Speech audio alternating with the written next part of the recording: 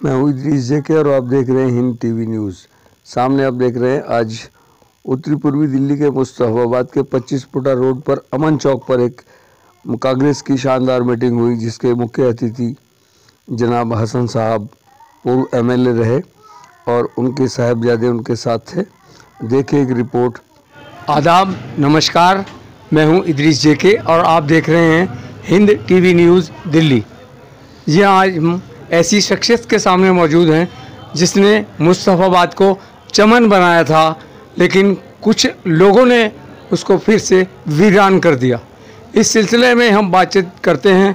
हम सरदिल अजीज़ सारे मुस्तफाबाद की एक ऐसी शान जिसका नाम आज भी सभी की दिलो ज़ुबान पर है, जनाब हसन साहब जी।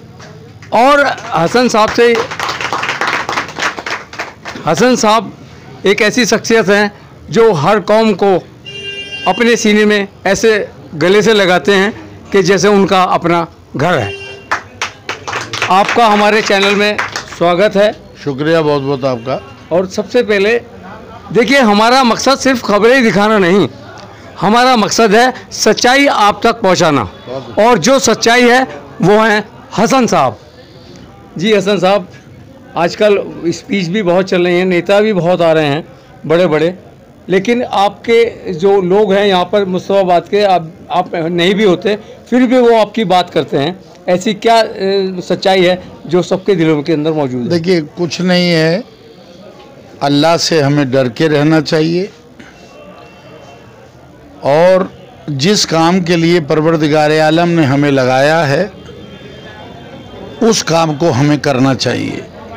अगर लोगों ने, जो गरीब लोग हैं, जहाँ गड्ढे हैं, जहाँ पानी नहीं आ रहा, जहाँ बिजली नहीं थी, जहाँ रोड ठीक नहीं है, कुछ नहीं है, उस जगह पर अगर आप जीत कर गए हैं, अल्लाह ने आपको इस काबिल बनाया है कि आप असेंबली में पहुंच गए। किसकी वजह से पहुंचे? उन लोगों की वजह से पहुंचे जो गड्ढों में रहते हैं, नालों के बराबर के अंदर रहते हैं। तो वहाँ काम करना चाहिए। जब काम करेंगे तो लोग आपको प्यार करेंगे। कभी इज़्ज़त डंडे से नहीं मिलती, धमकाने से नहीं मिलती। इज़्ज़त का नाम है जो इंसान दिल से करे। मैं तो देखिए भाषण बहुत लंबा बोलने को मैं 2 घंटे बोलता। सवाल ये है कि हमें बहुत कुछ है मसाला बोलने के लिए। 1 मिनट में आपसे एक और बात कहूँगा। जिस विद्या का मंदिर यानी स्कूल आपने स्थापना की थी, आज वो तहस नहस हो चुका और बच्चे इतनी दूर जा रहे हैं और हादसों का शिकार हो रहे हैं। लेकिन जब छुट्टी होती है तो पुल पे से आते हैं और पुल पे से कूद जाते हैं। एक बच्ची तो हादसा होने से बच गई। मैं भी मौजूद था, मैंने न्यूज़ में डाला भी है उसका।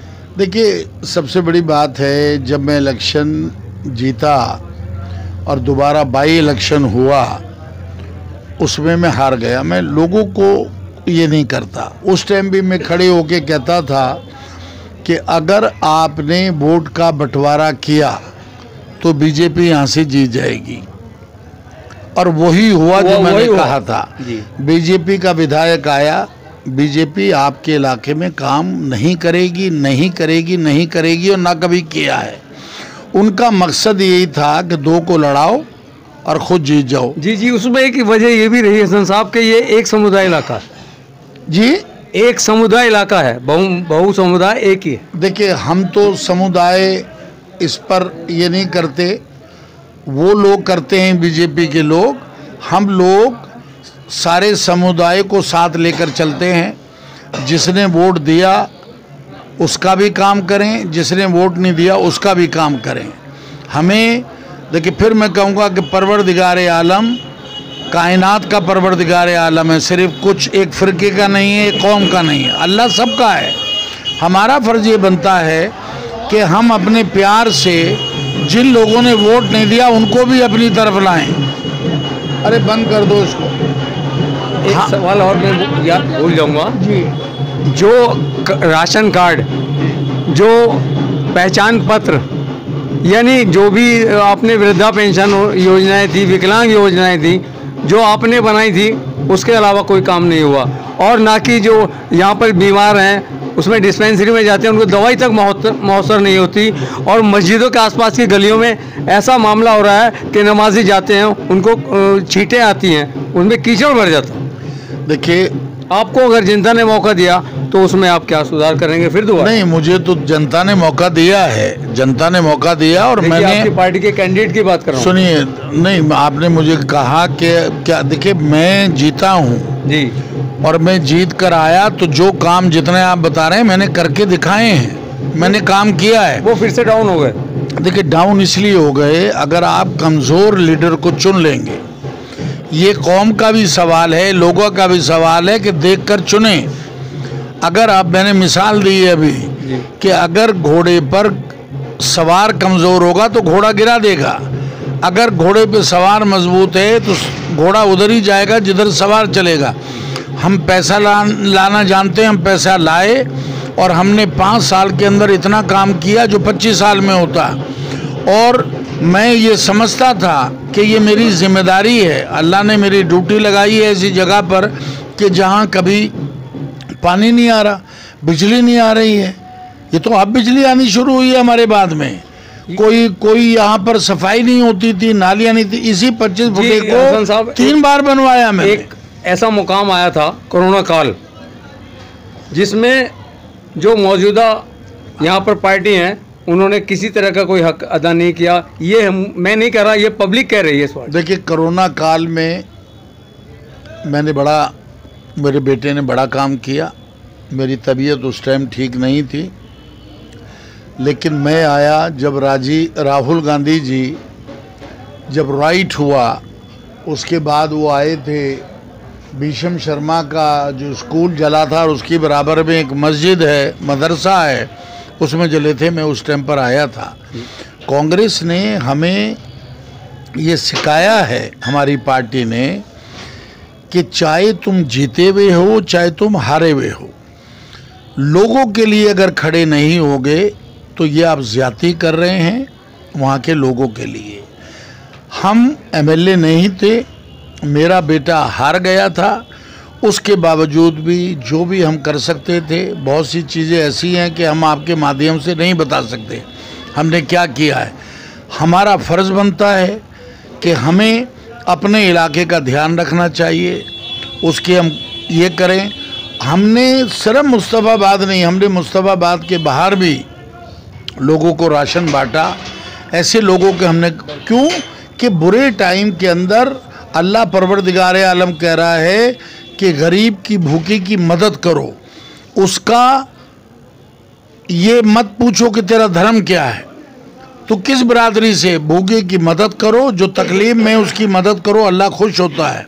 अपने पड़ोसियों के साथ, अपने रिश्तेदारों के साथ, अपने इलाके के साथ, अपने गाँव के साथ, अपने शहर के साथ उनकी अगर मदद कर सकते हो तो ज़रूर मदद करो, इससे अल्लाह खुश होता है। तो लास्ट में एक और सवाल मैं पूछना चाहूँगा कि एक तरफ जहाँ एक पार्टी से ये भारत जोड़ो यात्रा कर रही है, दूसरी पार्टी बोल रही है कि ये भारत जोड़ो यात्रा नहीं, ये भारत तोड़ो यात्रा है। देखिए, भारत तोड़ो यात्रा ये नहीं है।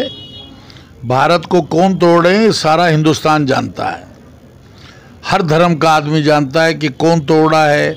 आज से 8 साल पहले क्या हालात थे और आज क्या हालात हैं। मनमोहन सिंह जी के टाइम में क्या हालात थे, 60 रुपये लीटर पेट्रोल मिलता था, 400 रुपये का सिलेंडर मिलता था, ये सारे काम होते थे। मेरे टाइम के अंदर 37,000 मैंने पेंशनें की थी। मैंने कभी नहीं पूछा कि ये ए है या बी है। गरीब इसे गरीब, जी, गरीब जो है वो गरीब है। और जी, आपने कुछ सवाल किया था मेरे से, मेरे दिमाग में निकल, क्या बोला, पूछा आपने? बता दिया आपने जवाब। लेकिन अब मैं दूसरा सवाल ये करूँगा कि एक तरफ पार्टी ने बहुत ही ऐसा कदम उठाया है कि जो मुस्लिम कैंडिडेटों को उतारा है, क्या ये मरहम पे जख्म है? नहीं, ऐसा कुछ नहीं है। ये हमने मांग की थी कि बीजेपी पार्टी की बात कर रहा हूँ। नहीं, देखिए, बीजेपी तो हमारा विरोध करती है। मैंने अभी कहा वो हमें मारना नहीं चाहती, लेकिन हमें डरा कर रखना चाहती है, कमज़ोर बनाना चाहती है। लेकिन वो ये भूल गए कि अल्लाह बहुत बड़ा है, हम हिंदुस्तानी हैं, भारतीय हैं, हम गर्व से कहते हैं कि हम भारतीय हैं और हमें हमारे मज़हब ने सिखाया है कि जिस सरोज़मीन पर तुम पैदा हुए हो उसकी रक्षा करो अपनी इबादत से पहले। हम भारतीय हैं, चाहे कितनी भी नफरत फैलाती रहे बीजेपी, लेकिन कांग्रेस पार्टी इसी तरह से काम करती रहेगी हिंदू मुसलमान को जोड़ने के लिए। राहुल गांधी जी की जो यात्रा है वो हिंदुस्तान के लोगों को जोड़ने के लिए है। इंशाल्लाह अभी शुरुआत है, आगे आगे देखिए क्या होता है। तो आप सभी ने सभी के चहेते हसन साहब को सुना और उनकी बातों को जांचा परखा। देखते रहें हिंद टीवी न्यूज़ दिल्ली। हमारे चैनल में आपका स्वागत है। कृपया लाइक व सब्सक्राइब